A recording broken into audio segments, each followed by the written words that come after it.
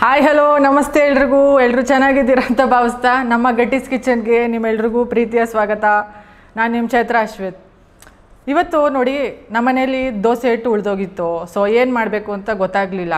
ಈಗ ಹೋಟ್ಲಿಂದ ತರಿಸ್ಕೊಂಡ್ರೆ ಸುಮ್ಮನೆ ಖರ್ಚಾಗುತ್ತೆ. ಅದಕ್ಕೆ ನಾನೇನು ಒಂದು ಐಡಿಯಾ ಮಾಡಿದೆ ಅಂದರೆ ರವೆ ದೋಸೆ ಮಾಡಿಬಿಡೋಣ ಅಂತ ಹೇಳಿ. ಸೊ ಈ ಒಂದು ರೆಸಿಪಿನ ನಿಮ್ಮೊಟ್ಟಿಗೆ ಶೇರ್ ಮಾಡೋಣ ಅಂತ ಹೇಳಿ ವಿಡಿಯೋ ಮಾಡ್ತಾಯಿದ್ದೀವಿ. So come let's get started with rava dosa recipe. ಉಳಿದವರು ಕಂಡಂತೆ ಥರ ಉಳಿದಿದ್ದು ತಿಂದಂತೆ ಮಾಡೋಣವಾ. ಉಳಿದಿದ್ದು ದೋಸೆ ಸೀಟಿರುತ್ತಲ್ಲ, ಏನಪ್ಪ ಮಾಡೋದು ಅಂತ ಯೋಚನೆ ಮಾಡ್ತಿದ್ರೆ ರವೆ ದೋಸೆ ಮಾಡಿಬಿಡೋಣ ಟಕ್ ಅಂತ. 1 ಕಪ್ ರವೆ ತೊಗೋತಾ ಇದ್ದೀನಿ. ನಾರ್ಮಲ್ ಉಪ್ಪಿಟ್ಟು ರವೆ, ಹುರಿದಿದ್ದಂತ ಎಂಥದ್ದು ಇಲ್ಲ, ಹಾಗೆ ಹಾಕೋತಾ ಇದ್ದೀನಿ. 1 ಕಪ್ ರವೆ ಹಾಕ್ಕೊಂಡು ಸ್ವಲ್ಪ ಉಪ್ಪು ಹಾಕ್ಕೊಳ್ಳಿ, ಸ್ವಲ್ಪ ನೀರು ಸೇರಿಸ್ಕೊಳ್ಳೋಣ. ಸ್ವಲ್ಪ ರವೆ ನೆನಿಬೇಕು, ಓಕೆನಾ. ಒಂದು 10 ನಿಮಿಷಗಳ ಕಾಲ ನೆನಿಬೇಕಾಗುತ್ತೆ. ಅದಕ್ಕೆ ಇದು ಪ್ರೊಸೀಜರ್ ಮಾಡಬೇಕಾಗುತ್ತೆ. ಎಲ್ಲ ಚೆನ್ನಾಗಿ ಮಿಕ್ಸ್ ಮಾಡಿಕೊಂಡು ಒಂದು ಚಿಟಿಕೆ ಸಕ್ಕರೆ ಹಾಕ್ಕೊಂಡ್ರೆ ನಮಗೆ ದೋಸೆ ಕ್ರಿಸ್ಪಾಗಿ ಕುರುಮ್ ಅಂತ ಬರುತ್ತೆ. ಒಂದು ಚಿಟಿಕೆ ಅರಿಶಿನೂ ಸೇರಿಸ್ಕೊಳ್ಳಿ, ಅಲ್ಲಿ ಕ್ಲಿಪ್ ಮಿಸ್ ಆಗಿದೆ. ಎಲ್ಲ ಚೆನ್ನಾಗಿ ಮಿಕ್ಸ್ ಮಾಡಿ ಒಂದು 10 ನಿಮಿಷ ಬಿಟ್ಬಿಡಿ. 10 ನಿಮಿಷ ರವೆ ನೆನೆಯೋಷ್ಟೊತ್ತಿಗೆ ಇಲ್ಲಿ ಕ್ಯಾರೆಟ್ ಅವೆಲ್ಲ ರೆಡಿ ಮಾಡ್ಕೊಳ್ಳಿ. ಕ್ಯಾರೆಟ್ನೆಲ್ಲ ಫಾಸ್ಟಾಗಿ ತುರ್ಕೊಂಡು, ಈರುಳ್ಳಿ ಸಣ್ಣದಾಗಿ ಹೆಚ್ಕೊಳ್ಳಿ, ಕೊತ್ತಂಬರಿ ಸಣ್ಣದಾಗಿ ಹೆಚ್ಕೊಳ್ಳಿ, ಶುಂಠಿ ತುರ್ಕೊಳ್ಳಿ, ಹಸಿರು ಮೆಣಸಿನ್ಕಾಯಿನೂ ಬೇಕಿದ್ರೆ ಸಣ್ಣದಾಗಿ ಹೆಚ್ಕೊಂಡು ಹಾಕ್ಕೊಳ್ಳಿ. ರವೆ ನೆಂದಿದ ನಂತರ ಎಲ್ಲನೂ ಟಕ ಅಂತ ರವೆಗೆ ಹಾಕ್ಕೊಂಬಿಡಿ. ಇನ್ನೇನಿಲ್ಲ, ಎಲ್ಲ ರೆಡಿಯಾಗಿದೆ. ನಿಮಗೆ 10 ನಿಮಿಷದಲ್ಲಿ ರವೆ ದೋಸೆ ರೆಡಿ. ಬೇಗ ಹಾಕ್ಕೊಂಡು ಚೆನ್ನಾಗಿ ಮಿಕ್ಸ್ ಮಾಡ್ಕೊಳ್ಳಿ. ಇದೆಲ್ಲ ಎಂಥ ರಾಕೆಟ್ ಸೈನ್ಸ್ ಅಲ್ಲ ಕಣ್ರಿ, ಎಲ್ಲ ಒಂದ್ಸರಿ ಮಾಡಿಬಿಟ್ರೆ ಬೇಗ ಮಾಡ್ಕೊಂಡು ಹೋಗ್ಬೋದು. ಎಲ್ಲ ಚೆನ್ನಾಗಿ ಮಿಕ್ಸ್ ಮಾಡ್ಕೊಳ್ಳಿ. ನೋಡಿ, ನಿಮ್ಗೆ ಈ ಥರ ವಾಟರಿ ಕನ್ಸಿಸ್ಟೆನ್ಸಿನೇ ಇರಬೇಕು.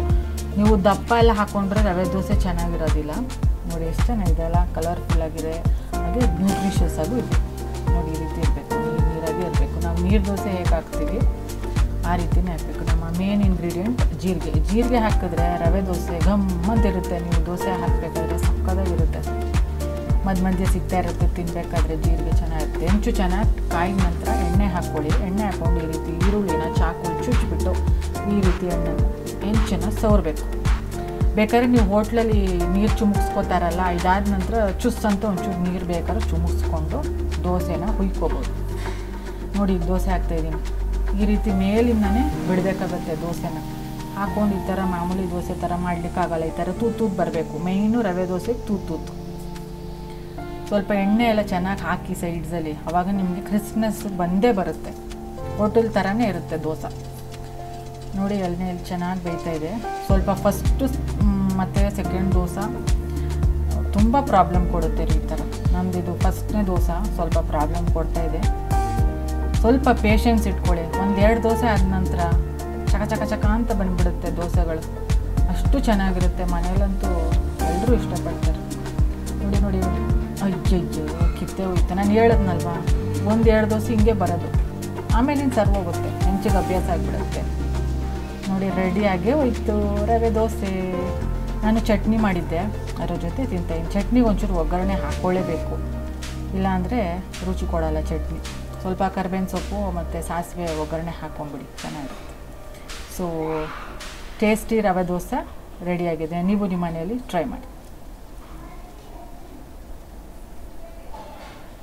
ನೋಡಿದ್ರಲ್ಲ ಎಷ್ಟು ಚೆನ್ನಾಗಿತ್ತು, ಕ್ರಿಸ್ಪಿಯಾಗಿ ದೋಸೆ.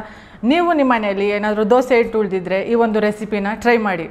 ಸೊ ಮುಂದಿನ ವಿಡಿಯೋದಲ್ಲಿ ಹೊಸ ರೆಸಿಪಿಯೊಂದಿಗೆ ಭೇಟಿಯಾಗುವ. Until then, happy cooking, happy eating and keep smiling. ನಮಸ್ತೆ.